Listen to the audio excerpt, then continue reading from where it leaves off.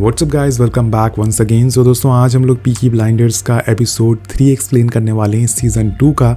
So guys, अगर आपने पिछला एपिसोड नहीं देखा तो उसका मैं थोड़ा सा रिकैप दे देता हूँ। जहाँ हमने देखा था कि टॉमी ने ज्यूस गैंग के हेड एल्फन सोलोमन से हाथ मिला लिया था, और वहीं दूसरी तरफ आंट पॉली का बेटा माइकल उनसे मिलने आता है। इसके बाद से शुरू होता है एपिसोड 3। एपिसोड 3 की शुरुआत में हम काफ़ी बच्चों को देखते हैं जो कि एक पपी शो का एंजॉय कर रहे थे। उन्हीं के पीछे एक आदमी भी खड़ा होता है, लेकिन तभी वहाँ कुछ लोग आते हैं और उस आदमी को जान से मार देते हैं। और हम मेजर और इंस्पेक्टर मौसिक को देखते हैं जो उस आदमी के खून के बारे में बात कर रहे थे। मेजर बोलते हैं कि जो आदमी मारा है वो ईरा गैंग का है, और जिन लोगों ने उसे मारा है वो भी उसी गैंग के थे, यानी कि ईरा गैंग के लोग आपस में ही लड़ रहे हैं। और इसके बाद वो मौसिक से अपने लिए एक रूम ढूंढने को कहते हैं, जिसे सुन के मौसिक बोलता है कि सर, मैं समझ सकता हूँ आप अपने पहले वाले रूम में नहीं रह सकते, वहाँ आपकी कुछ पुरानी यादें हैं। और ये सुन के मेजर कहते हैं कि ऐसा कुछ नहीं है, मैं ग्रेस को कब को बुला चुका हूँ। और इसके बाद हम देखते हैं कि पीकी ब्लाइंडर्स के तीनों भाई कुछ लोगों का इंटरव्यू ले रहे थे ताकि वो गैरिसन पब में जॉब के लिए आ सके। उन्हीं में से एक डिक बेथ नाम का लड़का आता है जो काफ़ी सीधा साधा होता है। वो सबको अपनी लकड़ी की गन दिखाता है, जिसे देख के टॉमी पूछता है कि ये तुम्हें किसने दी, तो बोलता है ये मेरी बहन ने दी थी। एक्चुअल में बहुत ही सीधा साधा शरीफ लड़का होता है ये। और डिक दोस्तों अभी तक कभी जेल नहीं गया, उसका कोई भी क्रिमिनल रिकॉर्ड नहीं है, जिस वजह से टॉमी उससे कहता है कि मैं तुम्हें एक मुश्किल काम दे रहा हूँ, क्या तुम वो करोगे।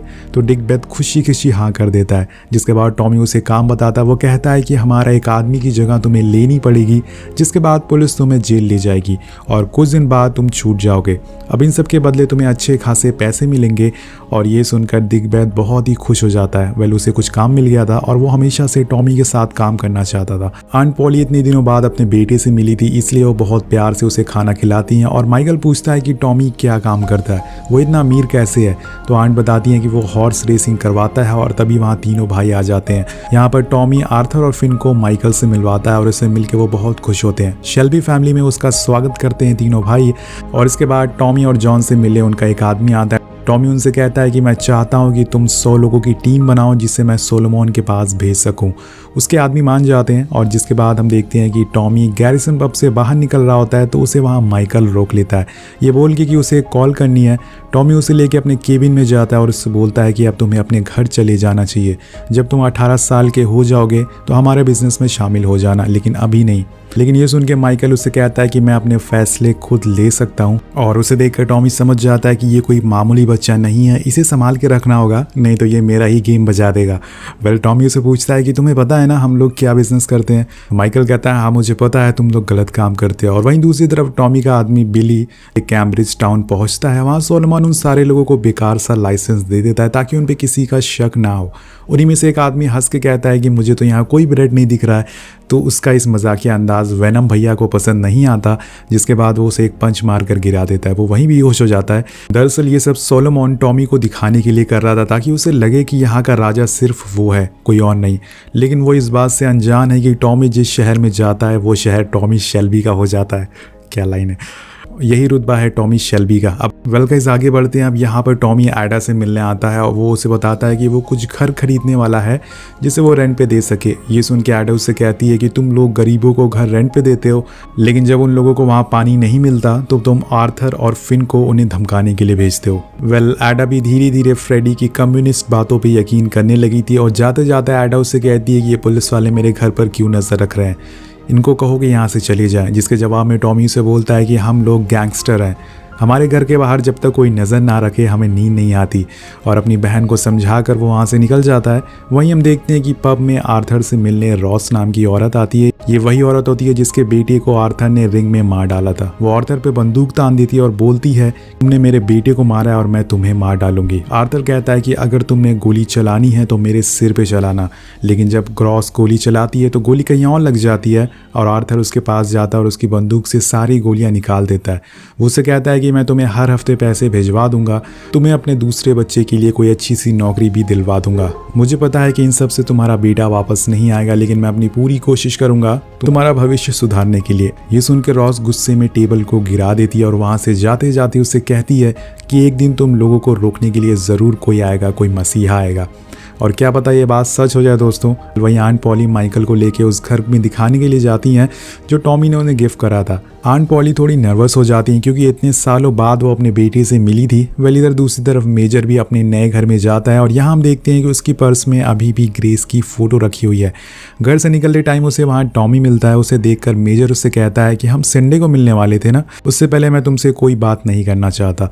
ये बोल के वो वहाँ से जाने लगता है, लेकिन टॉमी उसे रोक के कहता है कि पुलिस वालों ने तुम्हें ऐसा घर ढूंढ कर दिया है जिसकी मालकिन एक प्रोस्टिट्यूट है। ये सुनकर मेजर के पिछवाड़े में आग लग जाती है, लेकिन वो बिना कुछ जवाब दिए वहाँ से निकल जाता है।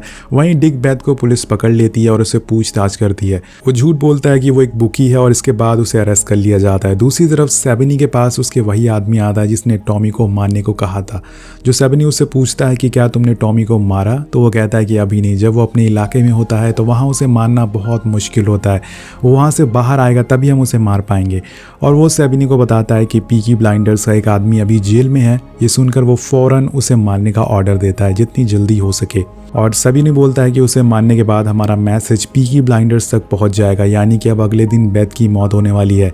उसके पीकी ब्लाइंडर्स के लिए काम करने का शौक अब हमेशा के लिए खत्म हो जाएगा दोस्तों। इसलिए बोलते हैं कि ज़्यादा शरीफ नहीं होना चाहिए क्योंकि लोग सीधे पेड़ को जल्दी काटते हैं। और दूसरी तरफ वहीं विस्टन ग्रीन जेल में सेबनी ग्रुप के कुछ लोग डिक बेथ के बैरक में आ जाते हैं और उसे ज़बरदस्ती मारने लगते हैं। लेकिन जब वो चाकू निकालता है तो डिक बेथ तेज तेज चिल्लाने लगता है और बोलता है पीकी ब्लाइंडर्स का आदमी नहीं हूँ, मुझे फंसाया गया है, ऐसा मत करो। वो अपनी जान की भीख मांगता है, लेकिन अगले ही पल उसकी मौत हो जाती है। जब ये खबर टॉमी को पता चलती है तो वो फौरन एक फैमिली मीटिंग बुलवाता है जिसमें वो अपने आदमियों से बोलता है कि तुम लोगों को किसी तरह से झूठे केस में जेल जाना होगा और पता करना होगा कि उसे किसने मारा है। वो सिर्फ एक बच्चा था और जब पता चल जाए तो उसे छोड़ना नहीं। ये बोलने के बाद वो आंट पॉली से कह के उसकी फैमिली को हर महीने कुछ पैसे भिजवाने का ऑर्डर देता है। अब जाते जाते टॉमी आंट पॉली से 1000 गुनीज मांगता है एक रेसिंग हॉर्स खरीदने के लिए। पहले तो आंट पॉली पैसे देने से मना करती हैं, इसके बाद वो मान जाती हैं। अब थोड़ी देर बाद वहाँ माइकल आता है जिसे देख के आंट उस पर चिल्लाने लगती और कहती है कि तुम्हें मैंने मना किया था कि यहाँ मत आना, लेकिन तुम मेरी बात नहीं सुनते। माइकल बोलता है कि मैंने आप लोगों की बातें सुन ली और मैं आपके साथ घोड़ा खरीदने आ जाऊँगा, लेकिन आंट उसे जाने से मना करती हैं। बट टॉमी कहता है कि वो मान जाती हैं।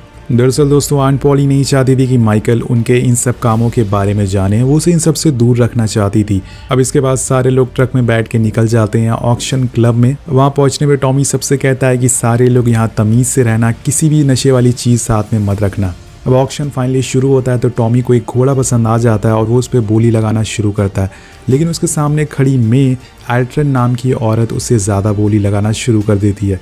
टॉमी भी यहाँ नहीं रुकता, वो जितना पैसा आंट पॉली से लाया था उसने दुगने में वो घोड़ा खरीद लेता है। और यहाँ में साफ साफ दिख रहा था कि मे टॉमी का एटीट्यूड देखकर उस पर फिदा हो जाती है और जाते टाइम उसे वो अपना कार्ड देते हुए बोलती है कि मैं रेसिंग हॉर्स को ट्रेन करती हूँ और अगर तुम चाहो तो तुम अपने घोड़े को मुझसे ट्रेन करवा सकते हो। यहाँ हम दोनों की बातों से पता चलता है कि मे एक विडो है, उसके हस्बैंड का खून हो चुका है और उसके फादर काफ़ी अच्छे ट्रेनर थे जिनको टॉमी जानता था।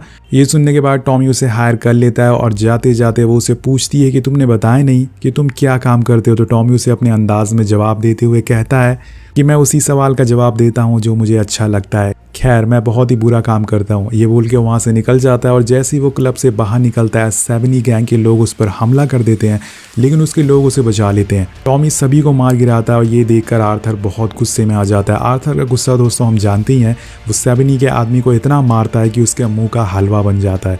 लेकिन टॉमी उसे वहाँ से ले जाता है उसे बचा के, और वहीं थोड़ी दूर पर खड़ा माइकल ये सब देख रहा होता है। टॉमी फ़ौरन उसके पास जाता है और उसे बोलता है कि तुमने कुछ नहीं देखा है। वो माइकल को इन सब से बचाना चाहता था। अब इसके बाद सारे लोग वहाँ से निकलते हैं। जब माइकल घर पहुँचता है तो आंट पॉली को कुछ नहीं पता था, वो उसके सामने बिल्कुल नॉर्मल बिहेव करता है। और ये सब होने के बाद टॉमी जब ऑफिस पहुँचता है तो मे का कार्ड देखता है और उससे बात करने की सोचता है। इसी के साथ ये एपिसोड यहीं ख़त्म हो जाता है। वेल गाइस, आप लोगों को क्या लगता है कि माइकल में कुछ झोल है, वो इस सीरीज़ का विलेन है या फिर नहीं? नीचे कॉमेंट करके ज़रूर बताएगा। मिलते हैं आपसे अगली वीडियो में। Thank you so much watching, peace out.